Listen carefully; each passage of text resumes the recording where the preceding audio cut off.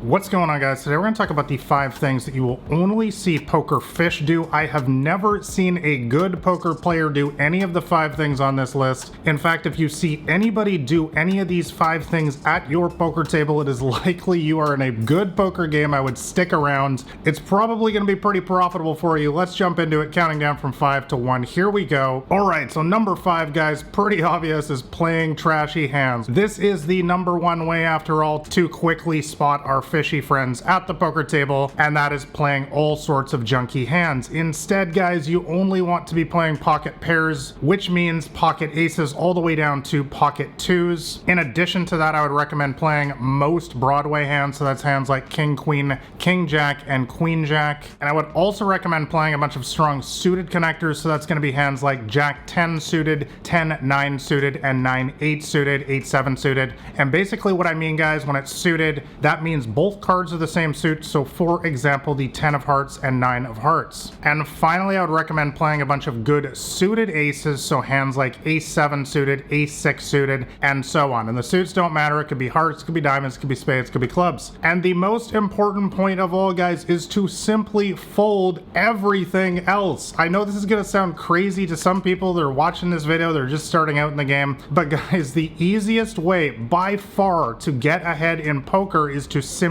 play stronger hands than everyone else. And when you only play the strong hands like this that I've just laid out for you, you're going to have a strong mathematical advantage every single time you enter the hand, and that's just simply going to lead you to winning more pots. It's just math. You cannot fight the math in poker. When you play hands like this, you're consistently going to have 70%, 80% or more to win the hand, and that's simply going to mean more money in your pocket. Let's move on to fishy poker play number 4, and that is fish bluffing other fish. Now, guys, this is one of the most hilarious things I've ever seen at the poker table, because what do we know about our recreational poker player friends, our fishy friends? They don't fold anything. They will call you down with bottom pair. They will chase any draw. Heck, if they've got jack high, king high, they've got nothing at all, they are calling. They're going to mortgage their house. They're going to put up their first child's college education fund to call you down, because that's what fish do, guys. They don't come to fold. So, guys, we don't make money in poker by trying to bluff the fish. You already know that. So you got a hand like ace queen, ace of spades, queen of diamonds,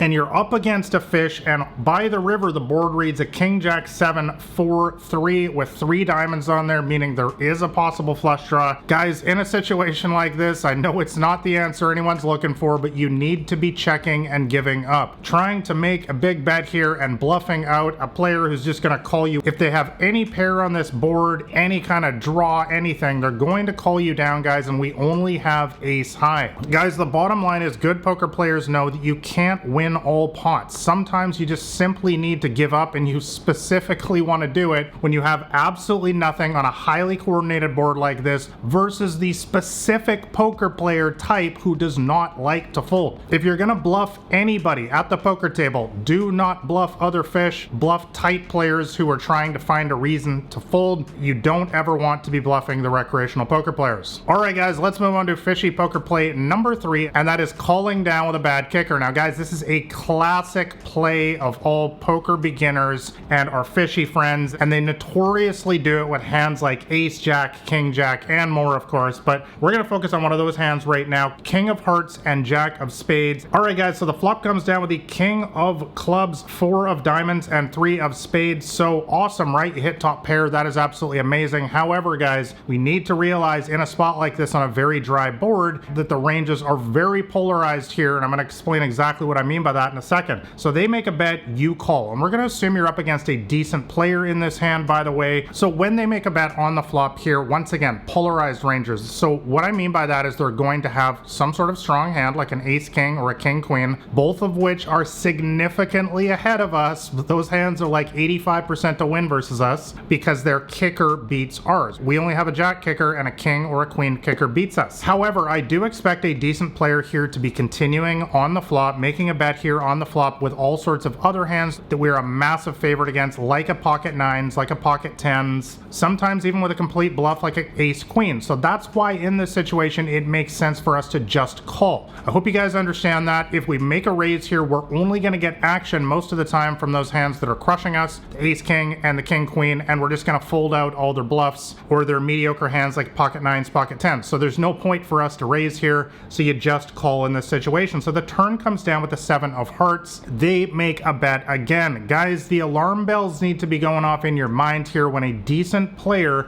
double barrels you on this card. And by the way, when I say double barrel, this means when they raised pre-flop, they bet the flop, and now they're betting the turn again. It is also important to understand that that 7 completed the only major draw on the flop, which was the 5-6. That hand was an open-ended straight draw on the flop, and the 7 now completes that straight. So while they could have a straight, while they could have a better top pair, we're not willing to give up our hand quite yet, so we do make the call again on the turn. So the river comes down with the 4 of spades, and they make a bet again. Guys, at this point, you need to understand that we are beating absolutely nothing. We already talked about their polarized range before. Basically, at this point, they only have the strong hands. They don't have the weak hands anymore. In small stakes games specifically, there are very, very few players that are going to be betting all 3 streets here, the flop, turn, and river, as a total bluff. If you call in this situation, this player is going to turn over ace, king, king, queen, 5-6 for the straight, pocket 4s for 4 of a kind, pocket 3s for a full house, or pocket 7s for a full house. You can literally take it to the bank. Guys, bottom line, do not call down with bad kickers or even mediocre kickers like this, all 3 streets versus good players. They're clearly telling you that you do not have the best hand, and it's only weaker players that call down here just to see the bad news. All right, guys, fishy poker play number 2 is chasing bad draws. Now, I've talked about this one a lot on the channel here before, guys, and that is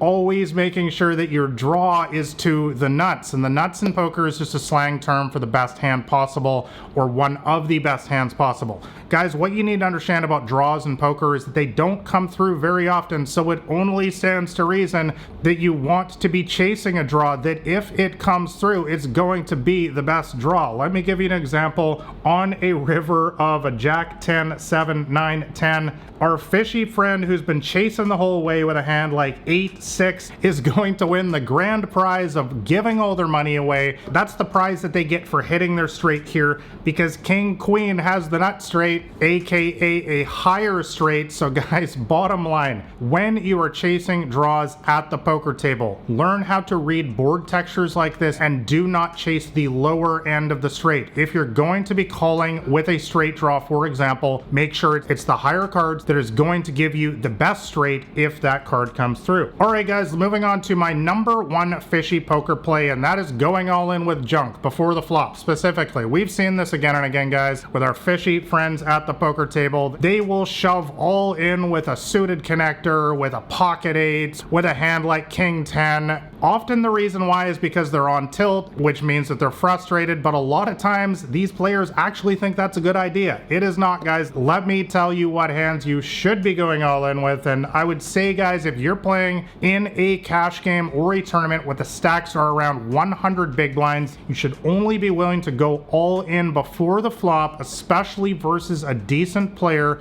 who's watching videos like this with hands like pocket aces, pocket kings, pocket queens, and ace king, and pretty much nothing else. Now, I know this is going to be crazy to some people watching this, but guys, you need to understand that other decent players in today's games are not going to be shoving all in with a hand like ace jack or pocket 9s. Now, I do need to make a very clear exception here, and that is in the later stages of tournaments when you only have 20 big blinds, 30 big blinds, and so on. Yes, you absolutely need to be going all in pre-flop with hands like ace jack or pocket 9s. But guys, when the stacks are deeper at the beginning stages of a tournament or in pretty much any cash game on earth, you do not want to be going all in pre-flop with hands like this, because good players are not going to be going all in pre-flop with worse hands than this. They're only going to show you the bad news, hands like ace king, which absolutely crushes ace jack, or they're going to have a hand like pocket kings, which absolutely crushes pocket 9s. So guys, do not go all in with junk pre-flop, and you're gonna save yourself a lot of money. All right, guys, like and subscribe if you found this video helpful, and if you want to know my entire strategy to crush the small and mid-stakes games, make sure you grab a copy of my free poker cheat sheet. I will link that up in the description below. Thanks a lot for watching, guys. I will catch you next time.